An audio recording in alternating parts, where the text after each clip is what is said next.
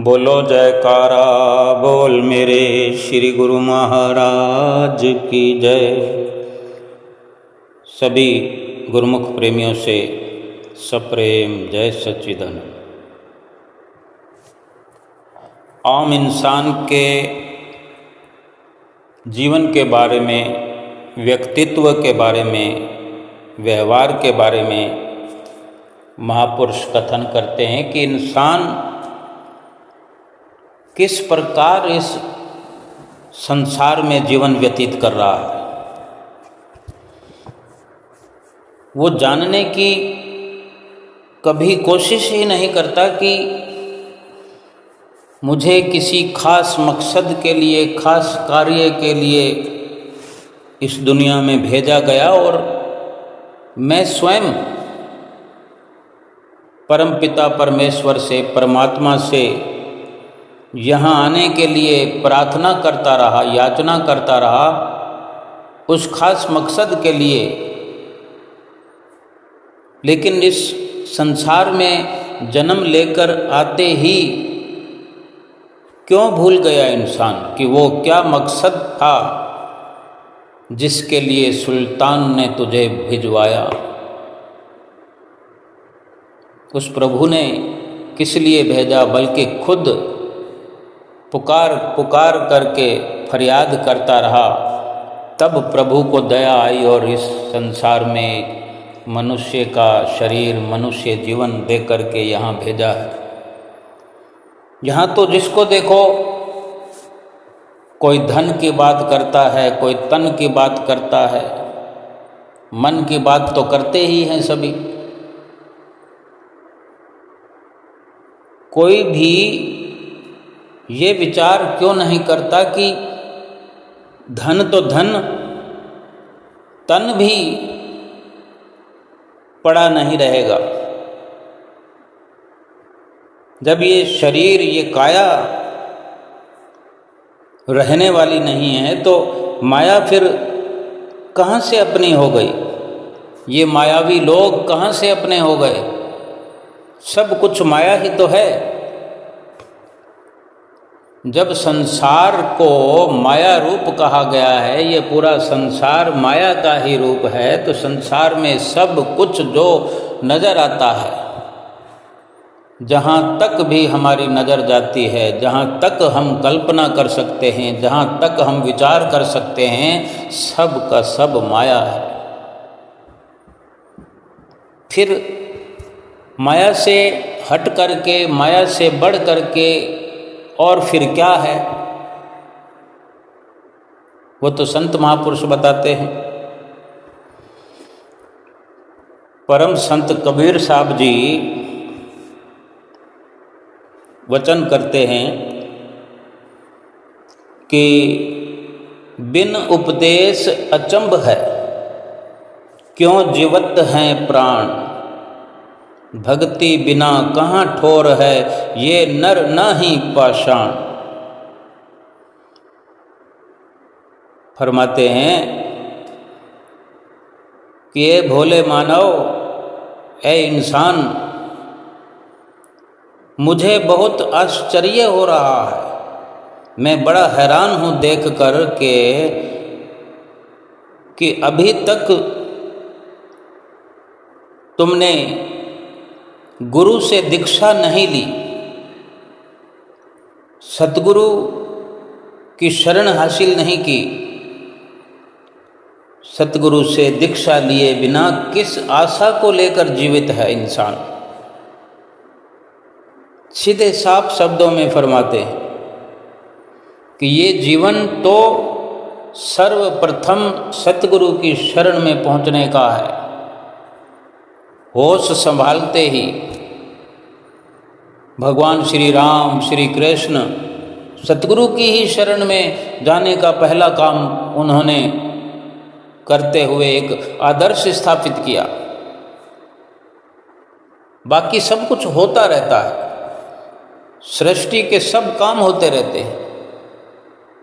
ये इतनी बड़ी बात महापुरुष अपनी वाणी में फरमाते हैं। शास्त्रों में वर्णन है, ग्रंथों में वर्णन है, वेदों में, वेदांगों में वर्णन है कि हमें आश्चर्य हो रहा है कि अगर सतगुरु की शरण नहीं हासिल की जीवन में तो कैसे जी रहे हो, जीने का लाभ क्या है या क्यों जी रहे हो। क्योंकि जीवन तो भक्ति के लिए मिला है, भक्ति बिना कहाँ ठोर है ये नर नाहीं पाषाण। ये इंसान तो जानता ही नहीं है, जानने की कोशिश भी नहीं करता। कभी भूले से अगर सत्संग में आ जाए फिर भी एक कान से सुनकर दूसरे कान से निकाल देता है, इतना इस माया में लवलीन हो गया है। महापुरुषों को दुख होता है और इंसान ये अगर गफलत में जीवन व्यतीत कर रहा है और करता रहे और यूं ही चला जाए। महापुरुष फरमाते हैं कि ये शरीर तेरा अपना नहीं है, कब तक तेरे हाथ में है ये भी पता नहीं है। जिस धन पर तू मान करता है, शरीर के बिना धन का मान कहाँ काम आएगा। शरीर है तभी तो माया की उत्पत्ति करता है, माया को प्राप्त करता है। शरीर नहीं रहेगा तो माया इकट्ठी की हुई कहाँ खर्च करेगा, क्या काम आएगी। यानी एक के साथ एक श्रृंखला में सब कुछ आ जाते हैं और सब को मिला करके महापुरुषों ने माया का नाम दिया है कि सब कुछ माया है। प्रभु भक्ति के अलावा, प्रभु नाम के अलावा सब कुछ माया है। और एक भक्ति को अपना लिया जाए, सतगुरु की शरण को प्राप्त कर लिया जाए, फिर माया के भी कुछ मायने हो जाते हैं, माया भी काम आने वाली हो जाती है। क्योंकि इस जीव का जो है, इंसान का जो है लक्ष्य सन्मुख हो जाता है, फिर तो माया सहयोगी हो जाती है।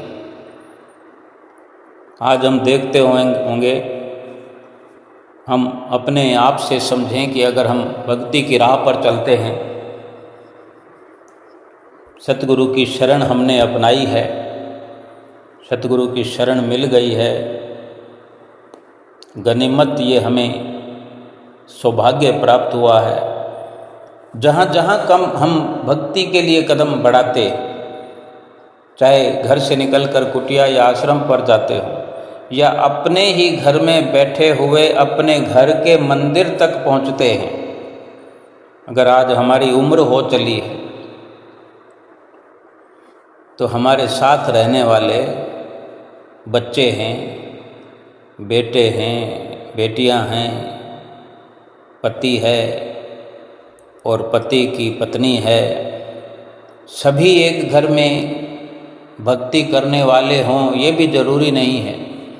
जहाँ कोई एक अकेला भक्ति करने वाला है उसके लिए हम फॉर एग्जाम्पल हम ये चर्चा करके देखते हैं कि भक्ति में लगने से किस प्रकार सब कुछ लाभ ही लाभ होने लग जाता है। कि अपने घर के मंदिर तक भी अगर हम पहुंचते हैं तो देखो कोई आरती की थाली तैयार कर देता है। अगर हमारे घर में बगीचा है या गमला है, वहाँ से कोई फूल तोड़ करके हमारे लिए ला करके रख देता है। छोटे छोटे बच्चे भी काम करते हैं। अगर हम उम्र दराज हैं तो किसी बच्चे को भी हम कुछ कार्य कहते हैं, वो हमारा कर देते हैं। हमारी भक्ति को आसान करने के लिए सब के सब जो मायावी, ये दुनिया पूरी जो माया का ही रूप है, वही माया का जो रूप धन है, कुटुंब है, परिवार है, सब कुछ अड़ोसी पड़ोसी को भी कोई कार्य कह देते हैं। अगर हम घर से बाहर निकल रहे हैं, किसी को कह देंगे कि थोड़ी दूर पर कुटिया है, हमें पहुंचा दो, तो वो पहुंचा के आते हैं। ये उस भक्ति का बहुत ही सुंदर प्रभाव है, क्योंकि सब कुछ फिर अपना सा लगने लगता है, सब भक्तिमय लगने लगता है। और अगर माया में लिप्त हैं तो माया के लोग माया के समान साथ तो देते हैं, लेकिन भक्ति नाम की भी नहीं बनती, भक्ति एकत्र नहीं कर सकते। और अगर भक्ति में लगते हैं, भक्ति में अपना समय लगाते हैं, भक्ति में अपने श्वास खर्च करते हैं, भक्ति में मन लगाते हैं, तो माया भी भक्ति का रूप लेने लगती है। थोड़ा गहराई से विचार करने की जरूरत है। महापुरुष फरमाते हैं, कबीर काया तेरी है नहीं, माया कहाँ से होए, भक्ति कर दिल पाक से, जीवन है दिन दोए। फरमाते हैं, काया तेरी नहीं है तो माया को भी अपना मत, माया को एकत्र कर, लेकिन साथ के साथ परमार्थ में लगा, सदुपयोग कर, अपनी आत्मा के कल्याण में लगा। इसी माया को अगर आत्मा के कल्याण में लगाया जाए तो भक्ति का रूप बन जाती है, भक्ति की खुशबू महकने लगती है चारों तरफ। फरमाते हैं कि भक्ति कर दिल पाक से, यानी दिल को साफ सुथरा करके, साफ दिल से, पवित्र मन से भक्ति कर। ये जीवन 2 दिन का है। हमारे श्री हुजूर छठी पातशाही गुरु महाराज जी अनेक बार वचन फरमाते हैं कि ये दुनिया 2 रोज की, मत कर या से हेत, गुरु चरणन में लाग रहो, जो पूर्ण सुख को देत। और ये कितने सच्चे वचन हैं कि सतगुरु के शरण में लग जाने से पूरा पूरा सुख इस जीव को मिलता है, ये जीव सुख का अनुभव करता है। और बाकी बिना सतगुरु की शरण में आए हुए, बिना भक्ति किए हुए कोई दुनिया का प्राणी कह दे कि मैं सच्चा सुख प्राप्त कर रहा हूँ, सच्चे सुख का अनुभव कर रहा हूँ, तो ये कभी हो नहीं सकता। वो जो सुख प्राप्त कर रहे हैं उनकी दशा देखकर ही महापुरुष फरमाते हैं कि वो धन को अपना समझकर, धन में सुख देख करके वो कहते हैं कि सुख है। तो जहाँ धन की कोई कमी आती दिखती है या धन का कहीं नुकसान होता नज़र आता है तो जारो जार रोते हुए वही लोग नज़र आते हैं। जिसने धन में सुख माना है, तन में सुख माना है, धन या तन के कहीं नुकसान में, कहीं शरीर में, कहीं तन में कोई दुख आ जाता है तो ऐसे लगता है कि वो तो सब कुछ अपना लुटा चुके हैं। धन भी अगर कहीं नुकसान हो जाए या कमाई कुछ दिनों के लिए बंद हो जाए या मंदी आ जाती है, मंदी का दौर अक्सर चलता रहता है, कैसे विचलितता इंसानों के चेहरे पर हम देखते हैं। भूख मिट जाती है, नींद उड़ जाती है, माथे पे ऐसी शिकन हो जाती है जैसे बहुत बड़ा ऐसा नुकसान हो गया जो कभी पूरा नहीं होगा। महापुरुष फरमाते हैं ये थोड़े समय का ये उतार चढ़ाव हो सकता है, लेकिन नुकसान वो है जो कभी किसी जन्म में पूरा नहीं हो सकता। वो भक्ति का जो नुकसान हम कर रहे हैं, करते चले जा रहे हैं, इस नुकसान की भरपाई किसी तौर नहीं हो सकती। वास्तव में जिनको ये विवेक नहीं, जिनको ये ज्ञान नहीं कि भक्ति बिना जीव का कहीं भी ठिकाना नहीं है, तो वो इंसान ही नहीं है। महापुरुषों ने उनको पत्थर कहा है, उनकी बुद्धि पर पत्थर पड़ गए, वो पत्थर के समान है। हमें विचार करना चाहिए। सतगुरु की शरण प्राप्त होने से अनेक अनेक लाभ इस शरीर के भी, आत्मा के भी, यानी तन से मन से लाभ ही लाभ हो जाता है। परम संत कबीर साहब जी ने बहुत ही सुंदर वचन ये भी कहे हैं सतगुरु की शरण हासिल करने के लिए। गुरु बिन माला फेरते, गुरु बिन देते दान, गुरु बिन माला फेरते, गुरु बिन देते दान, गुरु बिन दोनों निष्फल हैं, चाहे पूछो वेद पुराण। योग यज्ञ तप दान करावे, गुरु विमुख फल कभी न पावे। योग यज्ञ तप ये दान करना,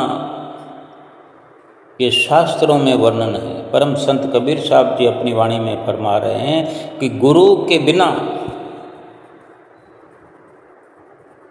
बिना इनका कोई मोल नहीं है। गुरु के बिना, सतगुरु की शरण ग्रहण किए बिना अपनी मर्जी से चाहे कितनी माला फेरता हो इंसान, कहीं ना कहीं वो माला फेरता है तो या तो धन की प्राप्ति के लिए या तन के स्वास्थ्य के लिए, कोई अपने बेटे की चाहना में, कोई बेटे की शादी की चाहना में, कोई नौकरी की तलाश में, कोई शादी की तलाश में, कोई मकान बनवा रहा है, कोई दुकान बनवा रहा है। ये सारी माला उसी तरफ फिर रही है। ये दान पुण्य जो भी इंसान सतगुरु की शरण में जाए बिना अगर कोई करता है तो वो महापुरुषों ने अपना फैसला दिया है कि सतगुरु की शरण के बिना सब निष्फल है। चाहो तो वेद और पुराण को पढ़ो, क्योंकि सीधा सीधा समझने का ये हमारे लिए अवसर है कि अगर हमारा कोई धनी धोरी है, अगर कोई हमें संभालने वाला है, कोई हमारे सिर पर हाथ रखने वाला है, कोई ऐसा सक्षम है जो हमें संभालता और हमें भी स्वीकार है कि कोई हमारा मार्गदर्शन करने वाला है, कोई संभालने वाला है, कोई हमें आशीर्वाद देने वाला है, कोई सिर पर हाथ रखने वाला है, फिर हम जो कुछ भी करेंगे उसी के सानिध्य में करेंगे, उसी के मार्गदर्शन में करेंगे। मन मर्जी तो फिर नहीं रह जाएगी हमारी। यही तो शास्त्रों में वर्णन है, यही महापुरुष फरमा रहे हैं कि मन मर्जी को खत्म करने के लिए ही सतगुरु की शरण जरूरी है। श्री राम ने सतगुरु की शरण ली।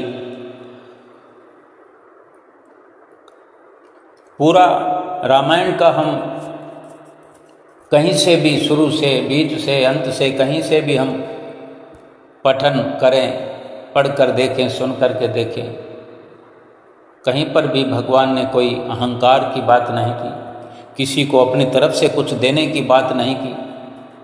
बहुत कुछ बांटते रहे, लेकिन कहीं कुछ जिक्र नहीं आया कि मैंने किसी को दिया, स्वयं भगवान होकर भी। क्यों कि उन्होंने भी नर रूप में अपने सिर पर अपने सतगुरु का हाथ, आशीर्वाद हर पल महसूस किया, उन्हीं के मार्गदर्शन में चले, एक आदर्श स्थापित किया। क्या भगवान में ऐसी सामर्थ्य नहीं कि वो अकेले ही सब कुछ कर सकते हैं? जब सृष्टि की रचना कर सकते हैं तो सृष्टि का लय भी कर सकते हैं, प्रलय भी कर सकते हैं। जिसके हाथों में सृष्टि का लय और प्रलय दोनों हों, उस स्वयं परमात्मा ने, भगवान श्री राम ने वानर सेना का साथ लेकर के इतने वर्ष वनवास में माता सीता के अपहरण के बाद चलते चलते रहे और साथ के साथ दुनिया से बुराई का नामो निशान मिटा दिया। उनकी लीला को कौन समझ सकता है, कौन जान सकता है। उन्होंने जना दिया तो हमने जान लिया। आज सतगुरु जिनकी शरण हमको मिल गई है, इस कलयुग में संत रूप में अवतरित हैं, वही राम हैं, वही श्री कृष्ण हैं। वो हर दिल के अंदर, हर जीव के अंदर जो रावण बैठा हुआ है,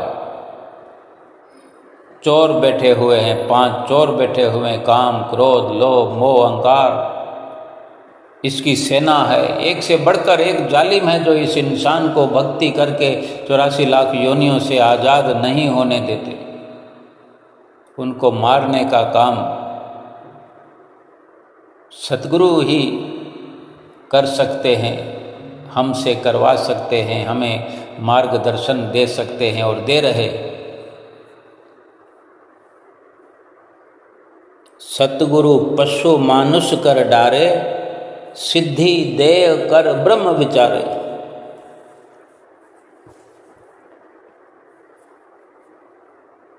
सतगुरु जो हैं पशु समान इंसान को सही मायने में इंसान बनाते हैं। सतगुरु पहले अपनी शरण में आए हुए जीव को सत्संग सुना सुनाकर एक श्रेष्ठ इंसान बनाते हैं। एक एक करके सभी बुराइयों को छुड़वाते हैं। फिर अपनी भक्ति की ऐसी शक्ति शिष्य के अंतःकरण में जो शब्द है, जो शब्द की बख्शिश करते हैं, शब्द के द्वारा वो शक्ति जीव के अंदर प्रवेश करके ब्रह्म यानी परमात्मा की साधना करने के विचार जीव के अंदर प्रबल करते हैं, जिससे साधना की रुचि भक्ति में दिनों दिन बढ़ती है। फिर वो सेवक बन जाता है, भक्त बन जाता है, संत का दास बन जाता है। दास के मायने ही समझना हर इंसान के बस की बात नहीं है। दास की कितनी महिमा है। हम रोज गाते हैं, दासन दास की ये अरदास, राखो चरण कमल के पास। हम दास भी नहीं, दासन दास बन करके सतगुरु की रहमतों को पा सकते हैं। रोज याचना करते हैं, प्रार्थना करते हैं मैं आरती में, दासन दास की ये अरदास, राखो चरण कमल के पास। यानी हमें हर वक्त ऐसा एहसास होता रहे कि हम सतगुरु की चरण शरण में आस-पास रहें, ताकि हमें हर वक्त हर कर्म करते हुए ये एहसास बना रहे कि मैं सतगुरु का दास हूँ। और सतगुरु के दास की महिमा का गायन करते हुए भी वर्णन शास्त्रों में है कि कोई तो तन दुखी, कोई मन दुखी, कोई चित्त उदास, एक एक दुख सबन को, सुखी संत का दास। सारी दुनिया में जो संत का दास है वही सुखी है। प्रभु का दास है, सतगुरु का जो दास है, सेवक है, उसके मुकाबले में किसी को भी नहीं रखा। कोई चाहे सृष्टि का राजा हो, कोई धनवान हो, बड़े से बड़े पद वाला हो, हजारों लाखों की भीड़ वाला हो, गाड़ियों बंगले वाला हो, सोने चांदी की खदानों वाला हो, एक ही जिक्र आया है, सुखी संत का दास। कहीं भी किसी भी ग्रंथ में, शास्त्र में ये वर्णन नहीं आया कि कोई सोने चांदी वाला यहाँ सुखी रहा, या घोड़े वाला, हाथियों वाला राजा, या हीरे जवाहरातों वाला जिसके पास खजाना हो वो सुखी रहा हो। कहीं को भी कोई किसी ने सुनकर ये नहीं किसी से कहा, ना किसी से सुना। अगर सुना तो यही कि इस दुनिया में जब से ये सृष्टि रची है, अगर किसी ने सुख पाया है तो सतगुरु की शरण हासिल करके, सतगुरु की आज्ञा व मौज में चलकर। जब इतनी समझ आ जाए हमें, या ऐसा अटल विश्वास हो जाए कि यही सत्य है, फिर सुख कहाँ दूर है। फिर तो सुख के भंडार के साथ हमारा जुड़ाव हो गया समझो।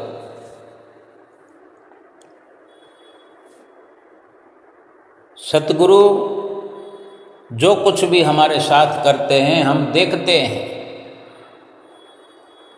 लेकिन अगर गहराई से समझने की कोशिश करें तभी समझ पाएंगे कि वे हमारी सारी बुराइयों को बाहर निकालने का काम करते हैं। जन्म जन्मांतरों की सफाई सतगुरु ही करते हैं, और कोई कर नहीं सकता। जो खुद मैल से भरा होगा, जो खुद दूषित विचारों का होगा, बुराई से भरा होगा, वो दूसरे की बुराई कैसे निकालेगा। जो खुद बंधा हुआ हो दूसरे को कैसे आज़ाद कराएगा। कि बंधे को बंधा मिले, छूटे कौन उपाय, कर सेवा निर्बंध की, जो बंध से लेत छुड़ाए। सारा संसार जो है बंधा हुआ है बंधनों में, संसार के माया के बंधनों में जकड़ा पड़ा है, बेड़ियों में जकड़ा पड़ा है। कोई दूर दूर तक छूटने का कोई उपाय ही नहीं है, क्योंकि जो छुड़ाने वाला है, जो बंधन से आज़ाद कराने वाला है, जो बंधन मुक्त है, उससे संपर्क नहीं। बंधन मुक्त जो है वो सद्गुरु है। जिसने संपर्क कर लिया है वो तो छूट रहे हैं धीरे धीरे धीरे धीरे धीरे। ये बुराइयां जो साफ करते जा रहे हैं हमारी, हम जो आरती पूजा करते हैं, सेवा करते हैं, सत्संग करते हैं, दर्शन करते हैं, भजन अभ्यास करते हैं, इससे क्या मिलता है? कोई पार्सल तो हमें आता नहीं कि हमने 2 घंटे भजन सुमरन किया तो कोई पार्सल मिल जाएगा। 2 घंटे काम करने से एक रेडी चलाने वाला भी 2 घंटे में दिहाड़ी कमाए तो 200-300 रुपये कमा लेता है, 100 कमा लेता है 2 घंटे में। और कोई कारीगर मजदूर है, दिहाड़ी उसकी अगर शुरू हो गई तो उसका तो पक्का है कि 8 घंटे में कारीगर ने 800 रुपये कमाने हैं, 1000 रुपये कमाने हैं, तो 2 घंटे में 200 रुपये हो गए। मजदूर भी अगर 500-600 रुपये कमाता है तो 2 घंटे में उसके ज़्यादा नहीं तो 150 रुपये हो गए, पक्का है। और बड़ी बात अगर करें तो लाखों कमाने वाले भी हैं, रोज़ करोड़ों कमाने वाले भी हैं, लेकिन भजन सुमरन करने से तो एक फूटी पाई भी, फूटी कौड़ी भी कमाई होते हुए दिखाई नहीं देती। यही तो बहुत बड़ा गहरा राज है जो सुमरन का है, कि दिखता तो कुछ भी नहीं है, लेकिन ऐसा प्रभाव हमारे अंदर जमा होता रहता है कि वो लाखों करोड़ों अरबों खरबों सब के सब मिट्टी और पत्थर कौड़ियों के समान लगने लग जाते हैं। तो ऐसा तभी मुमकिन है जब हमारे पास कोई ऐसी निधि प्राप्त हो जाती है, ऐसा कोई अनमोल खजाना प्राप्त हो जाता है, तभी तो हम उन संसार के पदार्थों को तुच्छ समझने लगते हैं।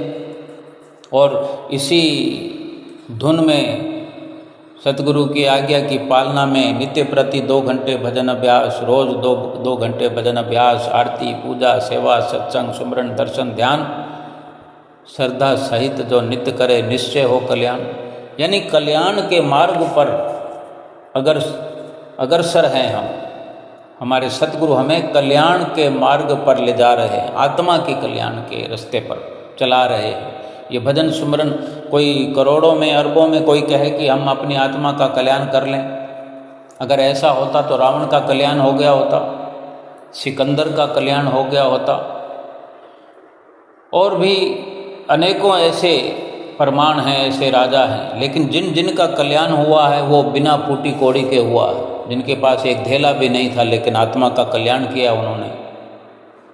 तो कारण तो यही है कि उन्होंने भजन सुमरन करके प्रभु को पा लिया है, भजन सुमरन करके भक्ति का वो अनमोल खजाना पाया है। यही तो अनमोल पूंजी है इंसान की जो साथ में जाती है। महापुरुष यही समझाना चाहते हैं। बलिहारी गुरु आपना घड़ी घड़ी 100 बार, बलिहारी गुरु आपना घड़ी घड़ी 100 बार, मानुष से देवता किया करत न लाई बार। ये भी परम संत कबीर साहब जी की वाणी है। फरमाते हैं कि मैं बलिहार जाता हूँ अपने सतगुरु पर, सतगुरु ही अपने हैं, मैं कुर्बान जाऊँ अपने सतगुरु पर। घड़ी घड़ी में एक एक घड़ी में 100 बार कुर्बान जाता हूँ, बलिहार जाता हूँ। जिन्होंने मनुष्य से देवता कर दिया, देवता से भी फिर परमात्मा से मिला दिया, आगे से आगे बढ़ाते हुए आत्मा को परमात्मा बना दिया, आत्मा को परमात्मा से मिला दिया तो परमात्मा ही बना दिया, और कोई देर नहीं लगाई। और ये अटल सत्य है। सतगुरु को जिसने सच्चे दिल से अपना बना लिया, जिसने सतगुरु को ही अपना समझा, केवल और केवल सतगुरु को ही अपना बनाया, अपना समझा, अपना हितैषी माना, और उन्हीं की देख रेख में ये जीवन व्यतीत किया, वो हर पल इंसान होकर भी परमात्मा के साथ मिला रहा है। वो आत्मा आत्मा नहीं, वो परमात्मा ही बन के रही है। क्योंकि जो बूंद समुद्र के साथ मिल गई है, फिर दोनों एक हो गए। फिर चाहे समुद्र में कुछ भी उछाल आए, कुछ भी स्थिति बने, बूंद तो मिल चुकी। जीव अगर सतगुरु की शरण हासिल करने के बाद अपना अटल विश्वास अपने सतगुरु पे बना लेता है, सब शिकवे गिले दूर करके, सभी संशय भ्रम दूर करके सतगुरु की आज्ञा व मौज पर चलता जाता है, चलता जाता है। रात और दिन ये हम देखते हैं श्री दरबार में दर्शन करने, गुरमुख प्रेमी सब आप जैसे जाते रहते हैं, दीवाने हैं सतगुरु के आप लोग। दीवानगी की हद तक आप सतगुरु को प्यार करते हैं। चाहे परमहंस दयाल महाराज जी हों, दूसरी पातशाही जी हों, तीसरी पातशाही जी, चौथी पातशाही जी, पंचम पातशाही जी, या हुजूर सतगुरु दाता दीनदयाल महाराज जी, जिनके हम हाजिर हजूर दर्शन कर रहे हैं। क्या हम जो कुछ भी देखते हैं कहीं से हमें लगता है कि वो कोई बिजनेस कर रहे हैं, वो कुछ अपने लिए कर रहे हैं। सुबह से ये सिलसिला शुरू होता है भक्ति और परमार्थ का। कोई चाहे तो 4 बजे उठ जाए, आरती पूजा बेशक 6 बजे होती है, लेकिन हमें भजन सुमरन करने के लिए मना थोड़ी है हम 4 बजे उठकर बैठ जाएं, 3 बजे उठकर बैठ जाएं। नहीं तो 6 बजे तक, 6 बजे तो उन्होंने अपना जो कार्यक्रम है वो शुरू कर ही देना है। सबको बुलाना है भी चलो आरती पूजा में, 6 बजे सब पहुंच जाते हैं। कौन सी कमाई हम करते हैं, कौन सा बिजनेस वो करवा रहे हैं हमें। हमारे पास धन होता है तो हम मत्था टेक देते, नहीं धन होता है तो क्या हमें मंदिर में नहीं बैठने दिया जाता? क्या ये कहा जाता है कि अगर कोई उसकी कीमत अदा करता है या कोई फीस देता है उसको अंदर और बाकी वालों को बाहर बरामदे में? नहीं, जो पहले जा कर के बैठ जाए उसी का अधिकार है। जो भक्ति करना चाहे अधिकार उसी का है। और जो अधिक कोई धन राशि गुरु महाराज जी को पेटा करने वाले हैं उसकी कोई जोर जबरदस्ती चलेगी नहीं, जहाँ जगह मिलती। इससे बढ़कर और अद्वैत क्या हो सकता है? अद्वैत मार्ग है ये, श्री परमहंस अद्वैत मत, यानी जहाँ दो नहीं, दो विचार नहीं, दो रचनाएं नहीं है, दो तरह की सोच नहीं, बाहर भी अंदर भी। भजन करने के लिए जो भी अपने आप को श्रेष्ठ बनाना चाहे बना सकता है। भक्ति करने के लिए कोई कंडीशन नहीं है, कोई स्थिति नहीं है कि वो कर सकता है और वो नहीं कर सकता।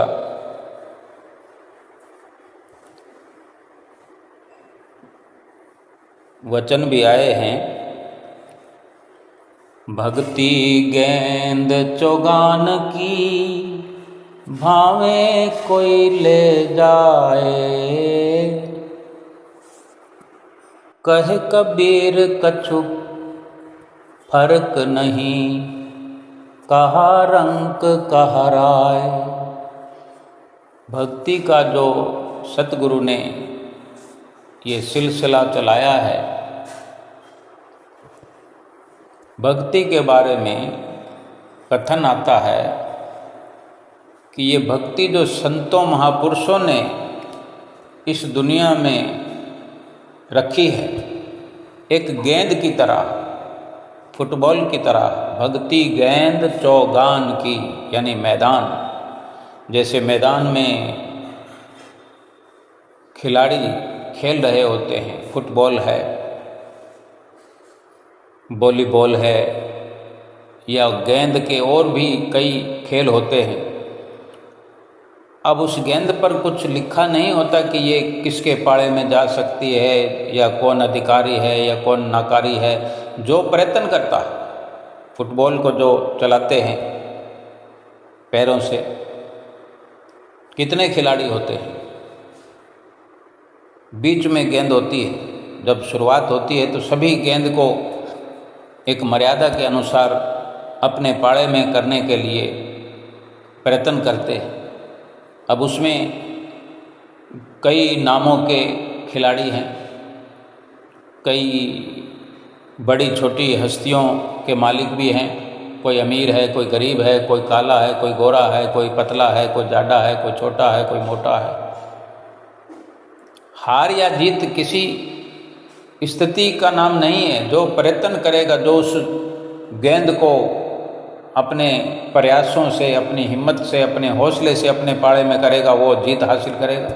उसने गेंद को प्राप्त कर लिया, बस उसी का नंबर, उसको नंबर मिल गए, फर्स्ट आ गया वो।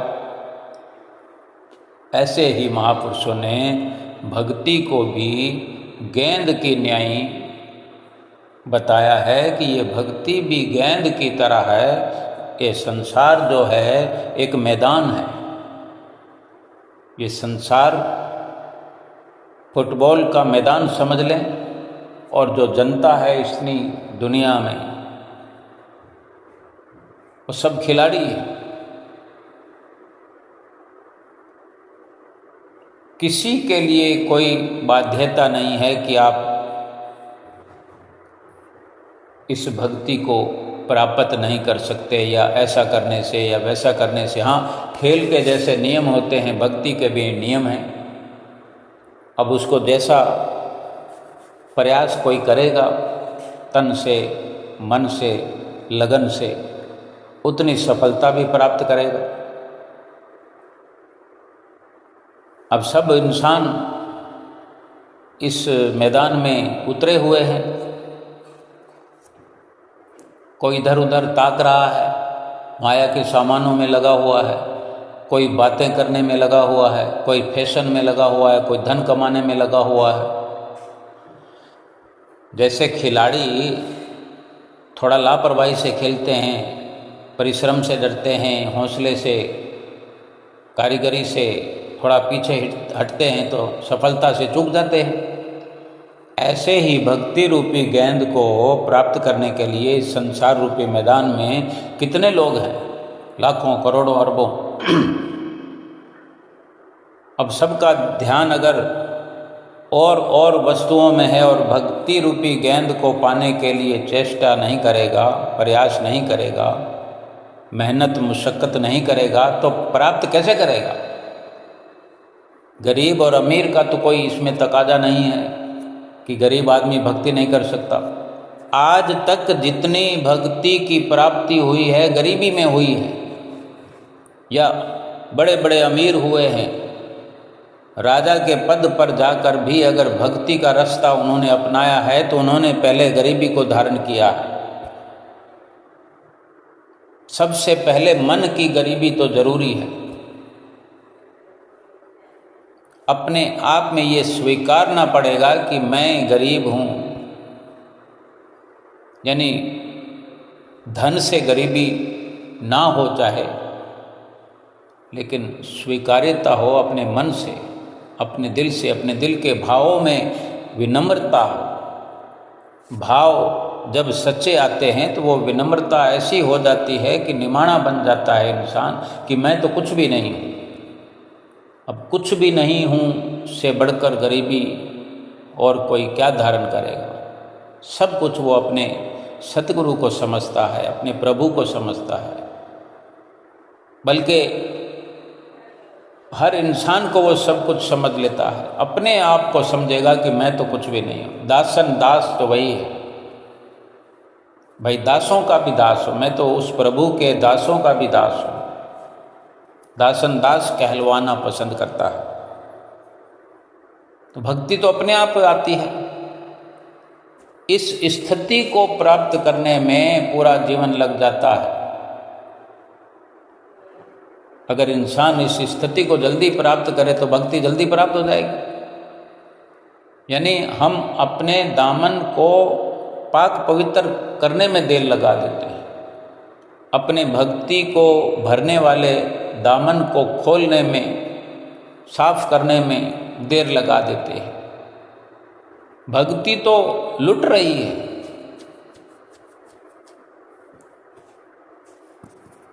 एक भजन भी है कि यहाँ लुट रही दौलत नाम की, ये धरती है श्री आनंदपुर धाम की।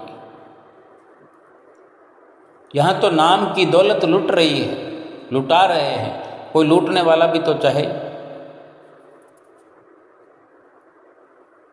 कहाँ पर भक्ति नहीं है। गेंद की जो उपमा दी है, गेंद तो एक है, वहाँ पर वो थोड़े से खिलाड़ी हैं, मैदान छोटा है। सारे संसार को जहाँ मैदान कह दिया है और गेंद भक्ति को गेंद के समान कहा है, तो ये गेंद भी कोई इतनी छोटी नहीं है जिसको 10-20 खिलाड़ी खेल सकें। पूरे संसार के लोग इस भक्ति रूपी गेंद को चाहे जितना हासिल कर सकते हैं। कण कण में भक्ति भरी पड़ी है। कोई अकेले खड़ा हुआ भी भक्ति हासिल करता, कोई घर में बैठा हुआ कर रहा है, कोई सड़क पर चलते हुए कर, जहाँ चाहें, जैसे चाहें, जब चाहें, भक्ति की दौलत जो है भगवान ने उड़ेल दी है। जहाँ मर्जी प्राप्त करें, कोई पोजीशन लेने की जरूरत नहीं, बस अपने आप को पाक पवित्र बनाएं। जैसे कबीर साहब जी ने अपने वचन में फरमा दिया कि कैसे प्राप्त कर सकते हैं, भक्ति कर दिल पाक से, जीवन है दिन दोए। अपने मन को पाक कर, पवित्र कर, फिर भक्ति का पाना कुछ बाकी रहता नहीं है। क्योंकि ये जितने भी साधन हैं, श्री आरती, पूजा, सेवा, सत्संग, सुमरन, दर्शन, ध्यान, 2 घंटे भजन अभ्यास, ये मन को पाक साफ करने के लिए ही तो हैं। ये 2 धूल जमी हुई है मन रूपी शीशे पर, बुराइयां जमी हुई है, काई जमी हुई है, इसको साफ करने के लिए ये सारे साधन हैं। और इधर मन साफ हुआ, इधर परमात्मा का दीदार हुआ, आत्मा का परमात्मा से मेल हुआ। ये बीच में पर्दा ही तो है मन, ये माया, ये अवगुण, ये बुराइयां, ये विकार, ये काम, ये क्रोध, ये लोभ, ये मोह, ये अहंकार, इन सब को मिटाना ही भक्ति है। अब हम चाहें तो अभी मिटाएं, कल मिटाएं, 10 दिन बाद या 10 साल बाद, 50 साल बाद, 100 साल बाद, या अगले जन्म और अगले जन्म, 100 जन्म बाद, 1000 जन्म बाद। लेकिन जन्म मिलेंगे कितने? इस जन्म में नहीं किया तो दूसरे जन्म की उम्मीद करने की ज़रूरत नहीं है। दूसरा जन्म फिर इस कार्य के लिए नहीं मिलेगा। पुरजोर कोशिश अभी करनी है, अभी के अभी करनी है। 2 दिन की जिंदगानी है, 4 दिन की जिंदगानी है, ये तो कहने वालों ने कह दिया है, हमें जतलाया है। लेकिन क्या 2 दिन की गारंटी है हमारी? 2 पल की भी है, 1 पल की है जिंदगानी। जितने भी महापुरुषों के इशारे हैं, ये हमारे लिए समझने की ज़रूरत है। भक्ति श्रेष्ठ है। श्रेष्ठ भक्ति को पाने के लिए श्रेष्ठ सतगुरु की शरण हासिल करके, सतगुरु की आज्ञा व मौज में चल के, 5 नियमों की पालना करके, अपने मन को साफ सुथरा करते हुए, अपने साफ सुथरे मन से भगवान का भजन करते करते करते आत्मा को परमात्मा से मिलाना है, अपने जीवन को सफल बनाना है। बोलो जयकारा बोल मेरे श्री गुरु महाराज की जय।